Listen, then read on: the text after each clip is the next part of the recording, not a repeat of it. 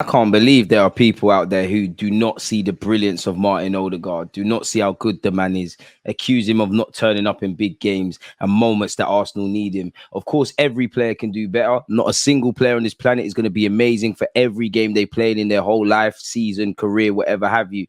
But it's a myth. It's a lie. The captain leads by example. The pressing numbers are there. The metrics are there. His goals and assists away from home are there. The goals he scores are there. Most goals by a Premier League midfielder in a single season. He's tied with Kevin De Bruyne for 15. You know, him and a number of players are the whole reason we got back into the Manchester United game. And obviously it was a great collective performance by everyone. But I think a number of players, including Martin Ødegaard, led by example. You see his stats from last season for chances created, chances from open play, ball carries, through balls, passes into the box, possession won in the final third. He ranks quite high.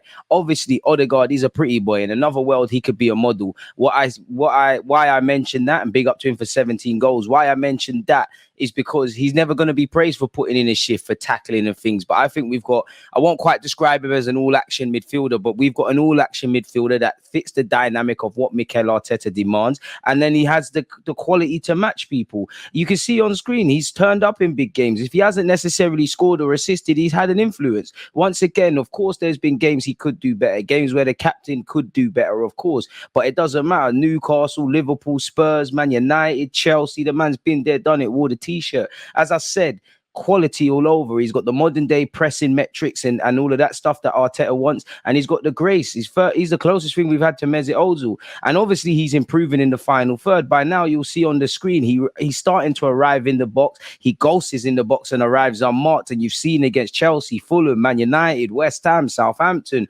Bournemouth, and the list goes on. They only are aware of where Martin Ødegaard is when it's too late. Newcastle last season as well, you know, Crystal Palace, even when we played Crystal Palace again, which is a tough game, which might not be a historical top six game, but that's a game you need to win and perform away from home. He took the penalty. Of course he could do better, but we've only scratched the surface of this man. He's the closest thing we've ever had in recent years in the Emirates era, and shout out to him against the Spurs. To Mesut Ozil, Cesc Fabregas, and in terms of elegance, Dennis Bergkamp. The man's a wonderful player, wonder guard, the class Weasian, as I refer to him as. I think it's an urban myth, really, especially when we've had great performances away from home. He has been central to it. I genuinely think it's a myth. As I said, he's tenacious in his approach. He presses well. He leads by example. You can hear him almost acting like a coach on the field, governing his teammates, and he stands up to be counted. And of course, he's got the vision and the quality and the elegance and all of those sort of things to match people. He's firmly a big game player, and for £30 million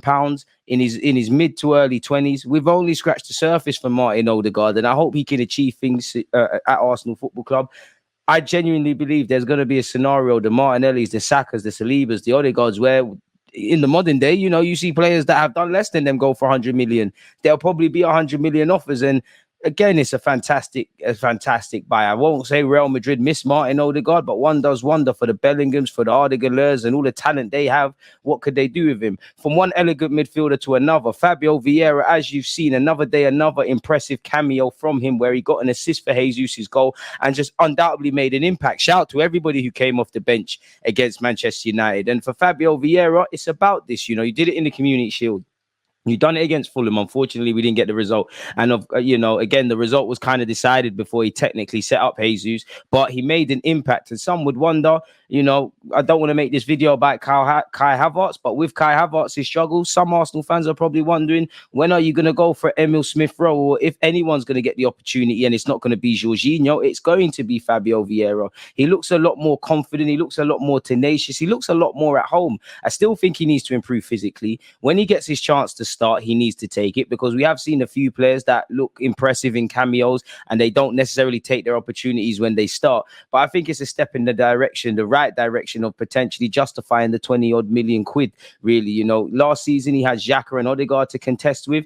This season he's got Odegaard and now 60-odd million Kai Havertz. And he showed against Fulham, against Manchester City, and once again against Manchester United that he's got a lot of quality, especially to help us on that left-hand side as well. As I said, for me, the only things Fabio Vieira could do is probably bulk up a bit physically and impact games like this all the time. Now, to be fair to him, last season he did arrive with an injury. It is a new league. It is a new adaptation period to tactics and all of that stuff. As I said, Granit Xhaka and Martin Ødegaard were central to Mikel Arteta's system at the time, and they were two of the first names on the team sheet. And again, he kind of has to compete with Martin Ødegaard again. He has to compete with Kai Havertz or maybe even Thomas Partey for that midfield role along with Jorginho. But he needs to take his opportunity. As you know, September and October, there's a lot of football to play. And I think you've seen in the last couple of games now, especially against Manchester United, why we need our substitutes or our squad players to stand up to be counted, or our impactors. Eddie Nketiah is more of a rotation option, but he's found himself as a regular at the moment, and he's been one of our players of the season early on. Fabio Vieira has impacted the game. Obviously, Gabriel's been a bit of that historically, not necessarily against Man United. Jesus has done that, coming on against Man United, as has Fabio Vieira. Shout to Tomiyasu and Reece Nelson, who I also feel impacted the game. Football's a squad game, and I think Arsenal fans need to be at home with that, really and truly. Take your chances, Fabio. As I've said before, confidence is the main thing, and you can see on screen with the confidence Arteta says he has. We knew that Fabio would have a big impact, especially in the last few minutes. We needed something. Something has changed with Fabio. You notice it in the way the crowd are when he steps in compared to last year. He's more mature. He's more senior within the squad, and his confidence is high. So I'm more than happy to have those options. And in that rotating 8 role, that could be you. Since the start of last season, he has 4 assists in the Premier League from 546 minutes. That's tied with Eze and more than Richarlison, Anthony, Mudryk, Raheem Sterling, and Josh Denzel. Sorry, Jadon Sancho. Who's going through his own sort of stuff with his manager Ten Hag. You know, I call him Ten Hag. It should be Eric Ten excuses, really, based on how he's behaving. You know, every athlete or everyone in the sports world should be a sore loser, but you've got to be gracious. Ten Hag.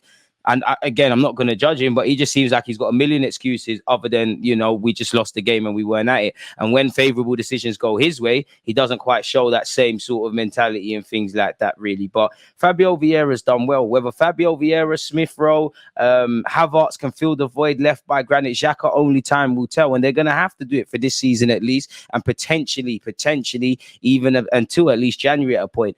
You lot know me. I was very vocal on Arsenal potentially signing a midfielder. I did want a midfielder at the club, but with that being said, you know, Arteta didn't deem that was necessary, really, with Jorginho, Fabio Vieira, Smith Rowe. Is it a concern that you're conceding goals first in matches at home? Not for the first time over the last season and a half. Yes, because we want a clean sheet. We want to be in control of every game and in every situation. We know that's not going to be possible all the time, but conceding goals at home is easier than conceding away. We have the fans behind us. We're always going to be in the game. We know that we've got time, and we play the Arsenal way, and we showed that today. So, of course, we want to eradicate it, but it's not the end of the world when we concede. But trust me, we're doing everything we can to eradicate it out of the games. Aaron, I just want to say, is it the reason why you're conceding at home? Is it because you're so offensive? Because you dominate the ball really from your box most of the way up the pitch. Is it when you turn it over then you're more vulnerable because you're at home? Yeah, I think so, of course. We want to attack with 10, 11 players. And then at times you've got to trust the player on the ball. At times they might make the wrong decision or get caught out. We're playing against a good team. And they're structurally well organised. So if it doesn't work and we get counted on, we are out of position sometimes. And I think the manager in his press conference mentioned how many different formations we play, and sometimes if we get that wrong we can get caught out. But when you're against Marcus Rashford, who's cutting inside on his right foot, 9 times out of 10 it could be a goal anyway. So it's not necessarily about the formation or us attacking, it's also got to hold your hands up sometimes to good play. And I think Aaron Ramsdale was spot on there. I think it's a mixture of things, because I think we're so good offensively that we know we can always score goals. You know, we never fight to the end. Now, admittedly, as an Arsenal fan, I'd like the games to be filled with less drama, as much as I like it on reflection, and more cold, calculated. I'd love to be mentioned as a great defensive team. But I do think, you know, there's a contrast, a very big contrast between how we are away from home and at home, really. We've kept just 2 clean sheets in 14 games at the Emirates. And I think how we defended against Crystal Palace away to how we've been at home, there's a contrast. And I think it's a variety of reasons. I think sometimes we're excited. Sometimes there's a bit of naivety. Obviously, we're more expansive at home, as Ramsdale alluded to.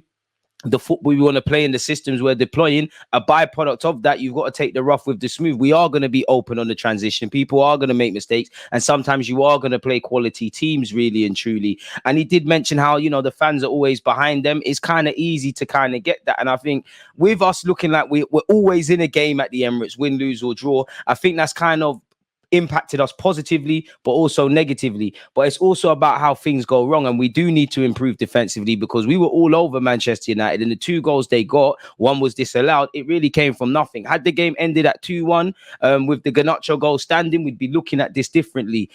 So yeah, we need to improve, really and truly. And against United, we conceded once again from one of the very first shots. We love drama, but it wouldn't be football without it, really and truly. So I do think there's many things we can do defensively better. I think we can be less naive. I think we can get back into position a lot quicker. I think we can sense danger.